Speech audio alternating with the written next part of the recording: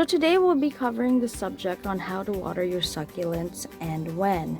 The three main things that you need are a water moisture meter, water, some type of bottle to hold your water, and a black container to catch all the water if your succulents are in pots and you want to keep your workstation clean like I do here. So let's get to watering my succulents. So the basic way of watering is to let your soil completely dry, and then when it's time to water, you fully soak the pot until it drips out of the bottom. That's how to properly water succulents that have well-established roots. Now, if you're a beginner, having one of these moisture meters, this is just a simple one from Home Depot that I picked up for about maybe $11 or $12. This really helps you with determining whether your soil is still wet or dry and if it's ready to water. It's not necessary, but it's very helpful. So let's start. With this Graptopetulum subspecies Bernalens that I have over here, I'm going to simply stick the moisture meter into the soil so it can read it. And there you'll see that it is on the dry side. It's still reading a number 3. I usually wait till it's about 1 or 2 to completely, until I water my succulents. But I do know that it's been really hot here lately, and this pot is very well established and it can handle more water than most. But either way, at number 3, when the moisture meter reads that, it usually means that my plant is ready to water. So now I have one of these little ketchup condiment bottles that I use, and this is how I thoroughly water my succulents when they need to be watered.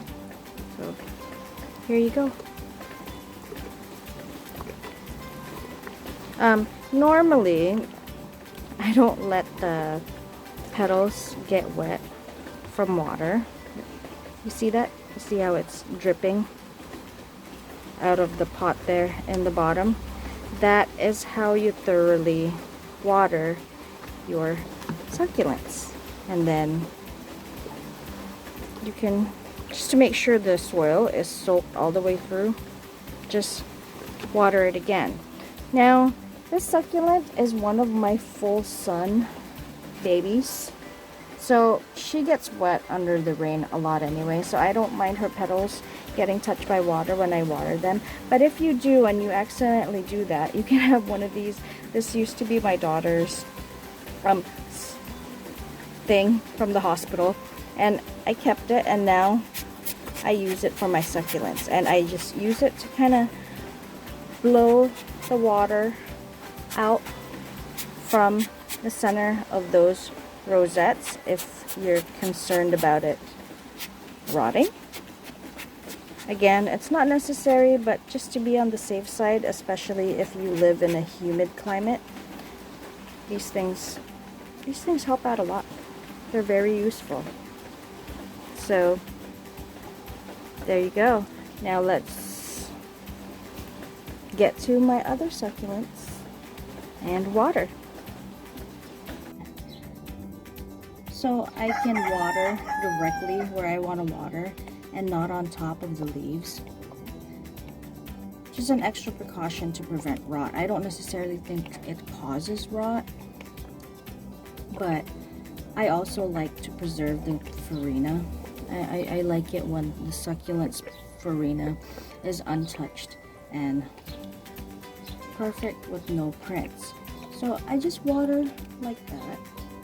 Water lightly, and then I water everybody else around it as well. These are all cuttings and some leaf props. So this pot right here actually needs a little bit more watering than the rest of my other plants at the moment.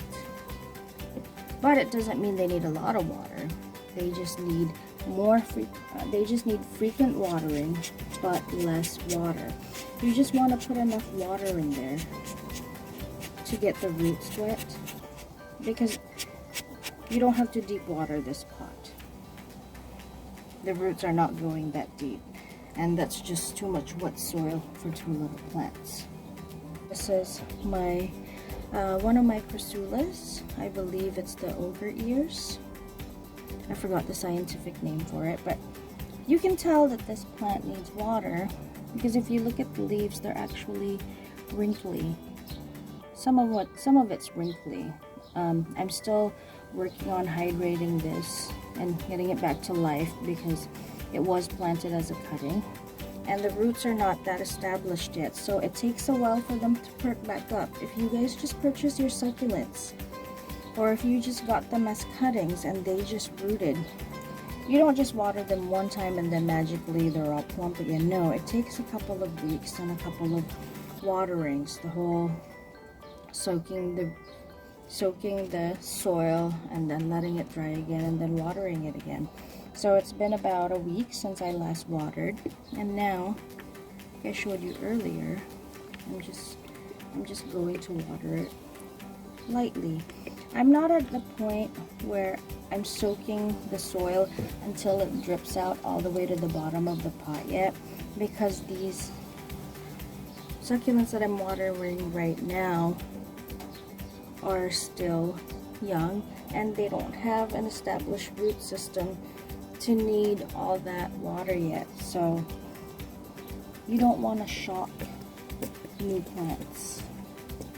You just want to water them lightly, and then over time, slowly, as they develop a better root system, you water more and more but less frequently until they get used to it, and that's how they develop a healthy root system. This is a cocoon plant, also planted as a cutting, and the reason why I know, besides lifting the soil and it's completely light, I know that the soil is dry. This plant is very, very visual at telling you that it needs water. Look at one of these leaves that I found at the bottom, completely dried up, not wet or mushy at all. It's kind of dry and hard. That lets you know that it's time to water because it's been a while since I last watered.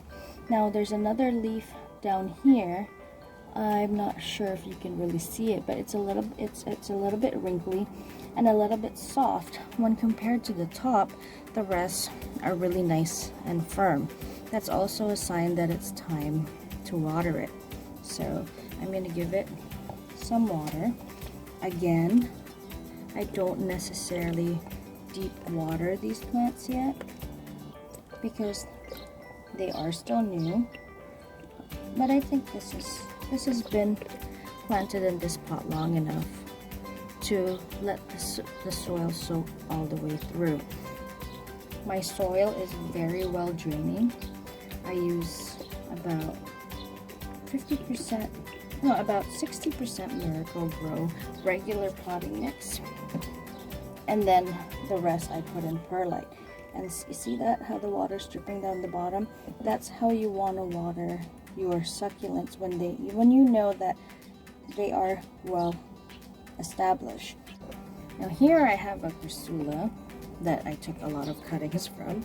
As you can see, with chryssulas, it's kind of the same way. If you grab one of the leaves like this and they wrinkle up a little bit and they're kind of soft, because you know when your succulents don't need water, they're hard. The leaves are just hard, and it doesn't matter how much you press on it, it doesn't give. This one, because it doesn't have a very established root system yet, I've been having to water a little bit more often than the others, and I only water from the bottom, just because I made cuts here. I know they're all calloused up, but I just want to make sure I don't cause any type of rot. So there you go. That is enough water for her. Now an example of a succulent that does not yet need water is this Raptovaria Moonglow right here. Let me just place this guy over here for now. When I press on one of her leaves, you can see that it's very, very chubby. When I press on one of her leaves, it's really hard. It's like rock hard. Give it all. You know that it's not time to water when they feel like that. And this one, because the leaves are so fat, I think I'm only having to water about once every 2 weeks. I don't drown them in water because it's just safe. It's just better to be on the safe side. You don't want to overwater. Underwatering will kill a succulent slowly, drying it up.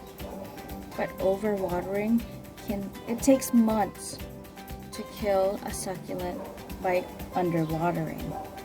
It takes 1 week to kill a succulent by overwatering. So always remember, guys, if you have any doubts about watering, if you're asking yourself, should I water my succulent? Wait another day. I like to wait until the leaves in the bottom wrinkle up a little bit and wait for the succulent to look a little bit dehydrated before I water them. As you can see, I didn't soak this pot completely because this succulent's root system, she is new. This succulent's root system is not well developed yet. Leaf propagations that have not been watered in a while. I barely have to water these because they have such fat leaves. But when I feel the leaf like this, even if they still look chubby, they get wrinkly and they bend, which means they now need water. Now guys, this is in a plastic pot.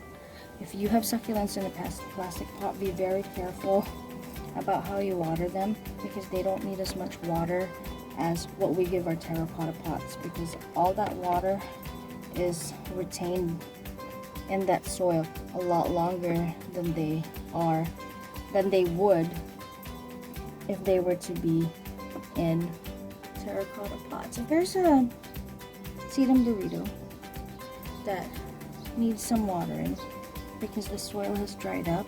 Now sedum burritos, you can tell that they need water. I hope you guys can see this on the camera and it's focusing. When the bottom leaves, the bottom part of the stem, they start to wrinkle up and they dry up. It's pretty obvious when these guys are thirsty because the whole thing kind of follows, but it always starts at the bottom. This pot, I've had it for a long time. It has well-established roots and I know to deep water it. Now sometimes I wait for the soil to absorb that first and then I go back in there and water again. Reason for this is because I don't have top dressing and the perlite really floats up to the top, and I don't like it when I don't like it when the perlite gets in between the leaves. So you wanna fully soak this until the water is dripping out the bottom. These guys like water. I water them once a week, sometimes twice, when our weather starts to get really hot, and actually it's been pretty hot lately. If you have small nursery containers like this one, the way I water these is I just put them in that water that collected inside the tray and they will absorb it. You just bottom water them. You leave them in there for a good 2 to 3 minutes and they'll soak up all the water that they need. That's how I water my succulents in those small little pots. This is Christine from these Succulent Buddies. Don't forget to comment, like, and subscribe. And have a good day, guys.